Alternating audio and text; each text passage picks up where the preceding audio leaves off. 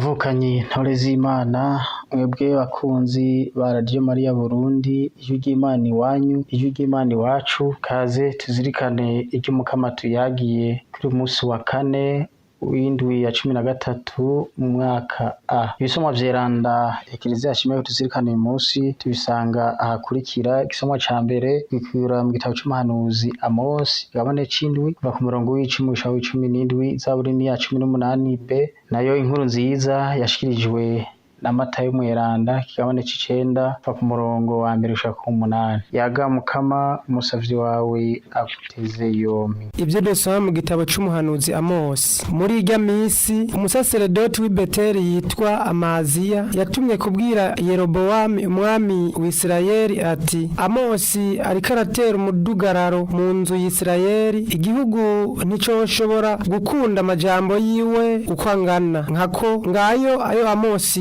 avuga ngo Yerobowamu azokwicwa n'inkota, Abanyesirayeli nabo bazotwagwa kw'imbohe mu ntara ya kure. Amaziya yongera kubwira umuhanuzi Amosi ati, ewe rumenyi, ho gituvireho, genda uhungire mu gihugu ca Yuda, abariho urira utwawe kandi abariho wikorera umwuga wo guhanura, ariko ntusubire kuragurira ngaho i Beteli, kuko ari mu cibare c'umwami hari ikigabiro ciwe. Maze Amosi yishura Amaziya ati, sinari nsanzwe ndi umuhanuzi kandi na data siwe, nahora ndi umwungere nkaja nditerera ibiti. Umukama niwe yankuye inyuma y'ibitungwa, ambarira ati, genda uzobe umuhanuzi w'igihugu canje Isirayeli. Nuko rero nawe nyene gira wumva ijambo ry'umukama kuvuze ngo, reka guhanura Isirayeli, reka kuburira amahana inzu ya Izahaki. Ngiri rero irivuzwe n'umukama, umugore wawe azoshurashura izuba ryaka, abahungu bawe n'abakobwa bawe bazokwicwa n'inkota, itongo ryawe rizogabuzwa umugozi, nawe nyene uzogwa mu gihugu cahumanye, Abanyisirayeli nabo bazotwarwa kw'imbohe mu ntara ya kure.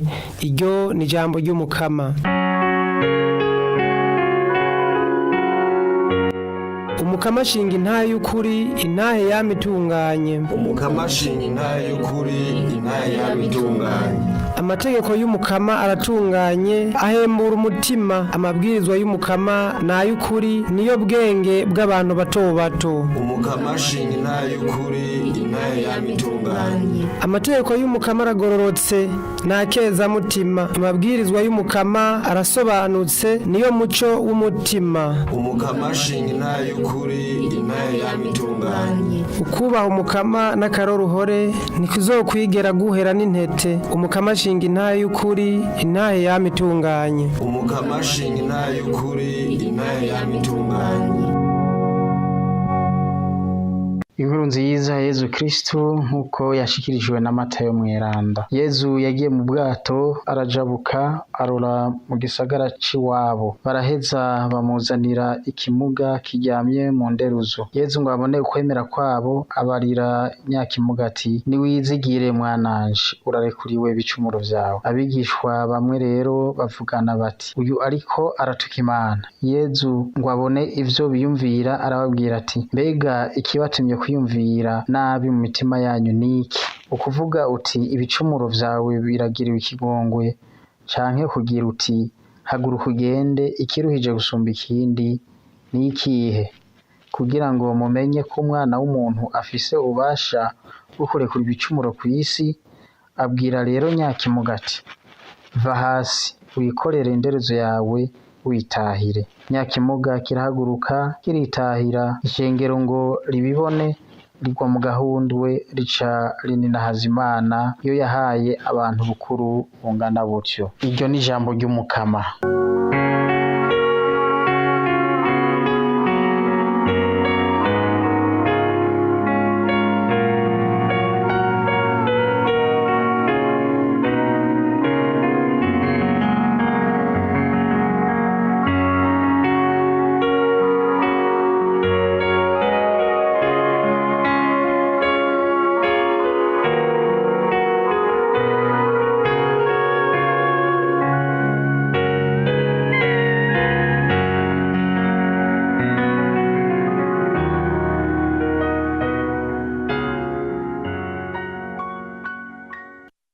Bavukanyi ntore z'Imana, tuzirikane iri jambo Mukama tuyagiye mu gisomwa ca mbere. Turabona neza ingene abahanuzi twokwita babiri badahuriza ku bintu. Amaziya yari umusaseredoti w'isengero y'umwami, yari umusaseredoti umuhanuzi w'ibwami Betere. Kuri we ijambo ry'Imana ritezwa gufatana n'umwami. Umwami niwe afise kububasha, kandi kwigisha kwiwe kwari kurondera ico rirenza gusa, kavuga amajambo aryohera ugutwi kw'abatware. Nico gituma atashobora kubinywa no mu mazi amajambo y'umuhanuzi Amosi yariko avuga yigisha ahanura abanyisirayeli akarenganyo, akavuga yuko hagiye kuza ibihe bigoye kandi batihanuye bashobora kubona amagorwa. Amaziyasi rero ntiyashobora gutahura ko Amosi ari umuhanuzi w'ukuri kandi atumwe n'Imana. Niko kugenda kumurega ku mwami, akambwira yuko Amosi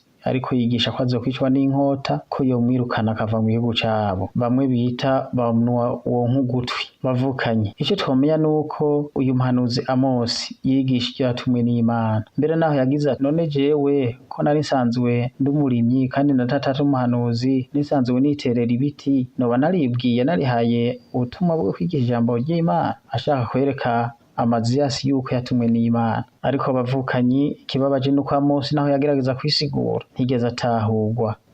Amaziyasi yakorera umwami yamaja kumuteranya. Nico gituma na twebwe bavukanye muri kino gihe ubu unye turabona abantu bameze nk'uko nkumbura bavugiye ca Amosi. Hari abantu bita abahanuzi, abaprofete, abapotre bigisha ijambo ry'Imana, ariko aho kwigisha ijambo ry'Imana bakigisha bo nyene bakimenyesha, bakigisha n'amajambo atuma bashobora kurabwa neza n'ubutegetsi cangwe n'intwaro. Bavukanye, ijambo ry'Imana aho ntiryihisha. Ijambo ry'Imana ryo nyene rimenyekanisha iry'Imana yayaze, rirateba rigashika kandi nta numwe ashobora kuritangira. Bavukanye, turashobora tora ijambo twofatira ko twese mu nkuru nziza. Inkuru nziza iratwereka ingene Yezu ashaka ko dukira ubwa mbere ku mutima, hanyuma tugakira no ku mubiri. Yezu bamuzaniye umuntu w'ikimuga agendana ubumuga, akamubona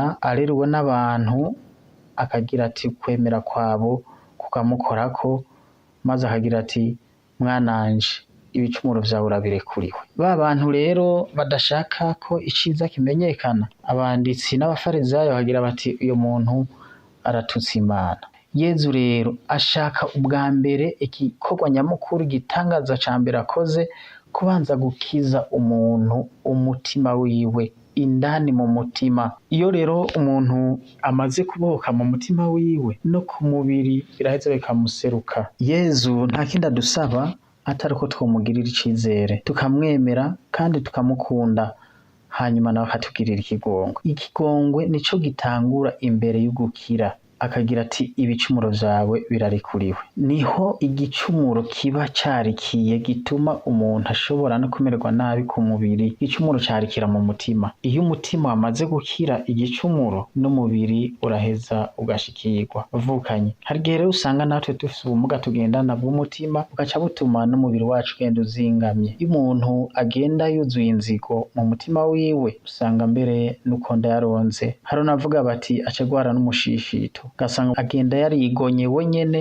ata muntu n'umwe ashaka kukuvugisha. Bavukanye, Yezu araduha akaryo rero ko kurondera amahoro y'umutima. Umutima urakeneye amahoro no gusaba ikigongwe. Hanyuma ikindi kidufasha, ababanyi barashobora kudusabira imbabazi kubera ukwemera kwabo. Abantu bari baje bareruye uyu muntu agendana ubumuga, barashoboye gufasha ko ico kimuga gishobora gukira kubera ukwemera bari bafise. Urya muntu Yezu Kristo ashobora kudukiriza umuntu. Bavukanyi, uyu yagendana ubumuga yarakize kubera urukundo abagenzi bari bamufitiye. None rero natwe tuze turatwara ku muzirikanyi abantu barushe, baremerewe, abo ukwemera kugenda kurayama, tuze turasabira kugira ngo ukwemera kwabo kugaruke, kukabugwe n'ukwiwacu. ivyo rero bica bitwereka yuko muri iyi nzira turimwo yo kugana ubweranda tugana ijuru ntituri twenyene, hari abandi badutwaye ku mutima badusabira bakadutwaza ububabare turimwo, bakadutwaza n'imisaraba kubera ibisabisho vyabo. Hari abantu biyugaranye ubu onye mu mibano yabo basabira twebwe kandi tubaye kubera ibisabisho vyabo. Natwe tuzo turabasabira abantu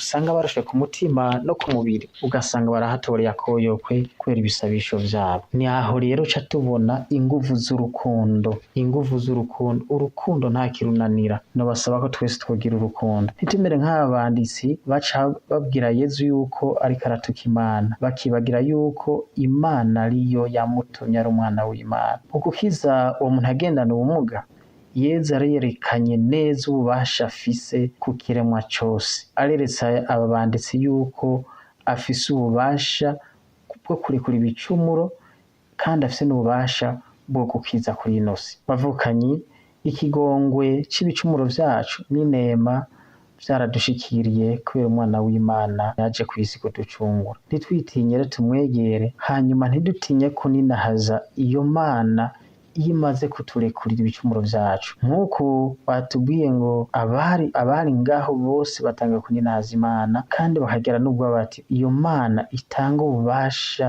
mu bantu bwo gukiza bakaninahaza iyo Mana. Natwe rero bavukanyi, mu vyo tubamwo vya misi yose ntidutangwe kuninahaza Imana dukenguruka naho twoba tutabitahura, ariko tubone ko ariyo itugaba kandi ko ariyo idukiza. Dusabe umuvyeyi wacu Bikira Mariya yama atubera mu ngoro ubu no myaka yose. Amen. Mwari kumwe na Patiri Claude Sadite Mahindagu wo muri Diyoseze ya Ruyigi. Umukama n'abahezagire mwese kw'izina rya Data na Mwana na Mutima Mweranda. Amen.